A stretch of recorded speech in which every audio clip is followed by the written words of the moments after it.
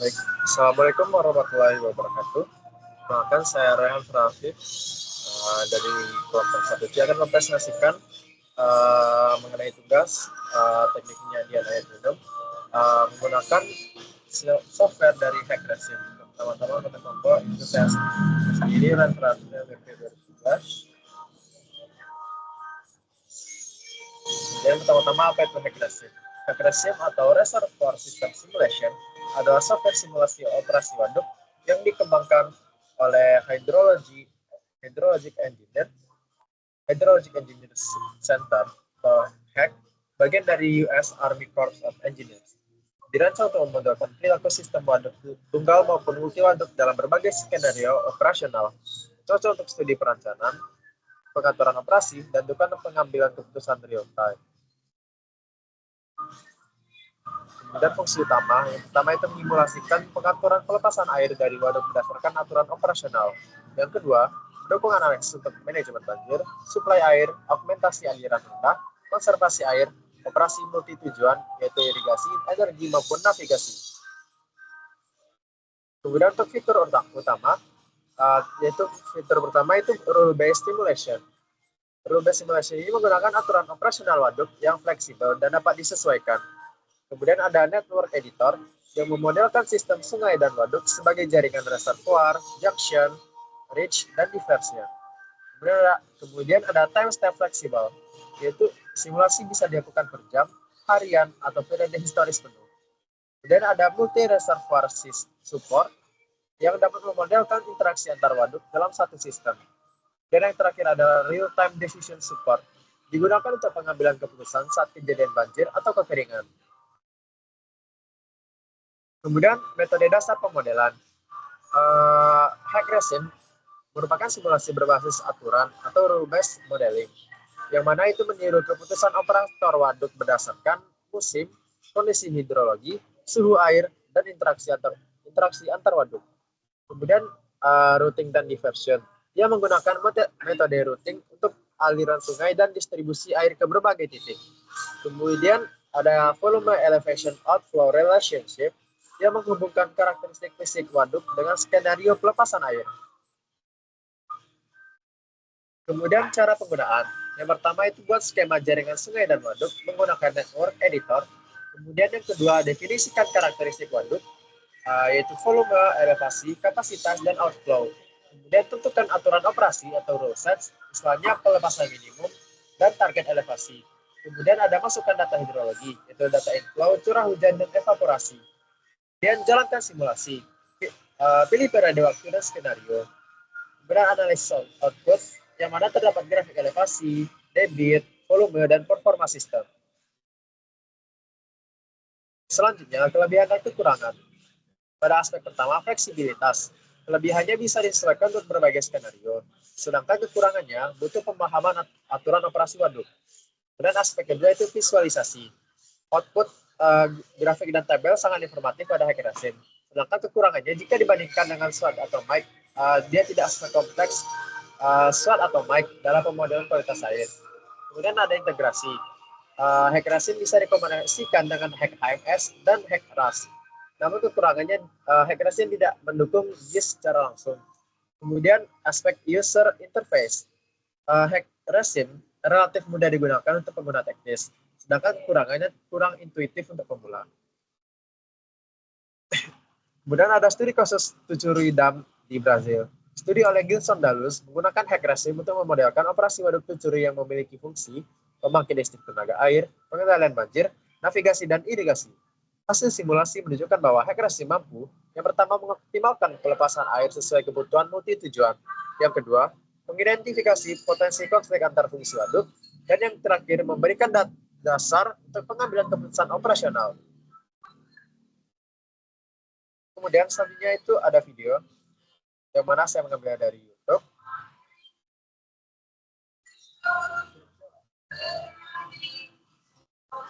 Nah, berikut dapat dilihat tutorial. Yang pertama kita lakukan follow editing, kemudian masukkan layer dari shapefile sungai yang telah kita download dari data shapefile.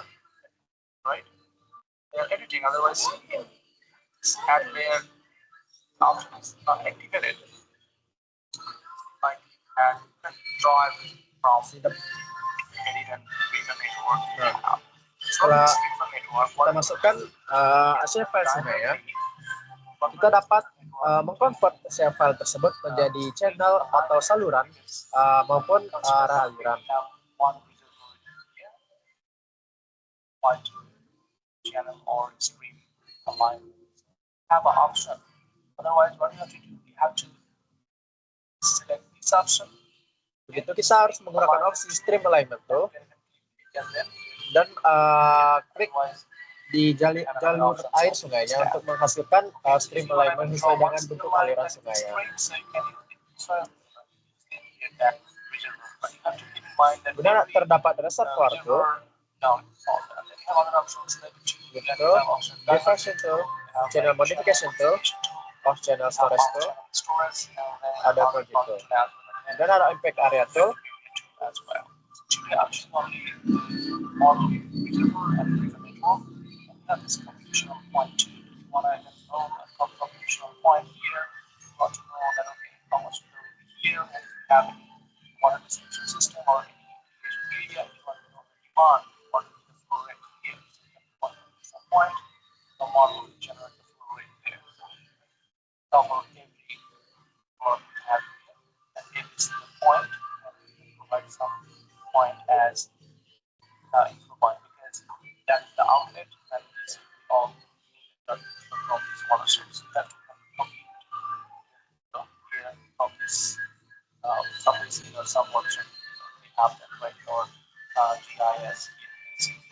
Di sini kita dapat memasukkan background dari peta sungai yang telah kita download.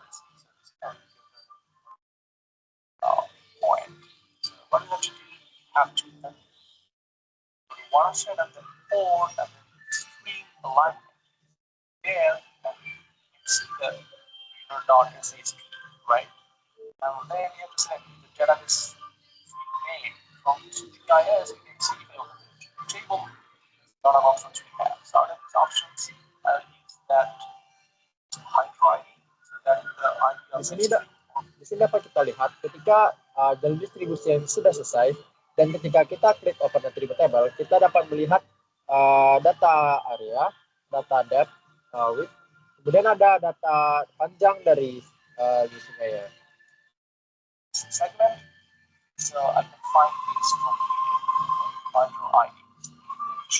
With the channel or alignment, mark this or this segment, and unknown is known and inspect everything. By clicking import, automatically created and change the color. You can see. Ini merupakan hasil importan dari jalur sungai yang telah digambar sebelumnya, yang mana sudah dipasang juga junction-junction.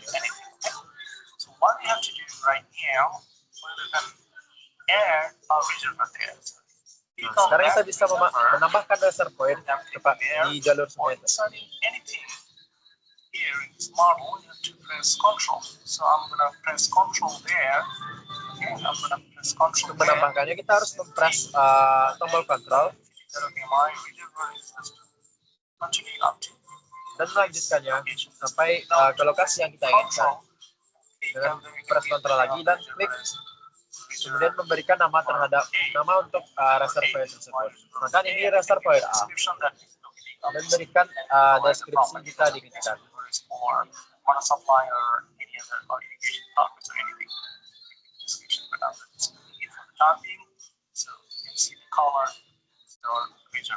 And then I have another reservoir there. So this is the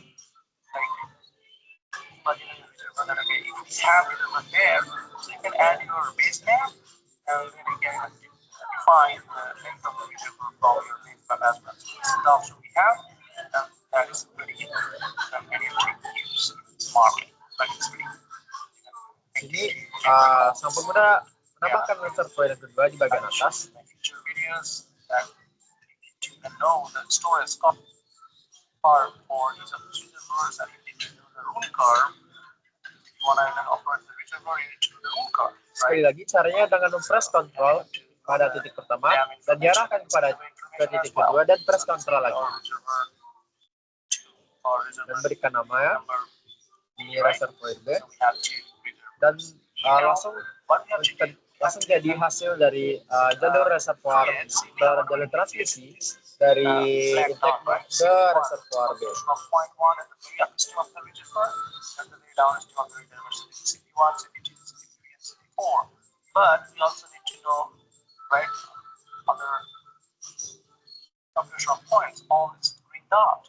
So what I'm going to do is these points, this point as inflow points, because I already have this data for this point, or I have one data and I'll use this data and I'll divide, and I'll show you how to do that, and we'll just collect everything at the very downstream. And you can have diversion from this, you can diversion tool, and you can after today I'm going to show that diversion eventually add one to one.